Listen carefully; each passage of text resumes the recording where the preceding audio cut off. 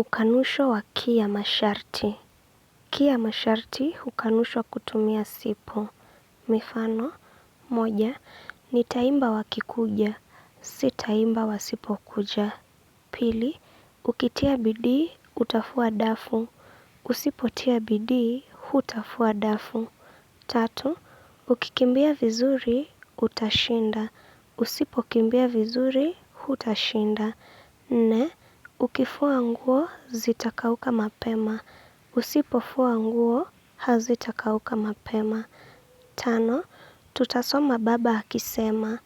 Hatutasoma baba asiposema. Sita, akikuja tutampongeza. Asipokuja hatutampongeza. Saba, atafurahia akimwona. Hatafurahia asipomwona. Nane, akisema atatenda.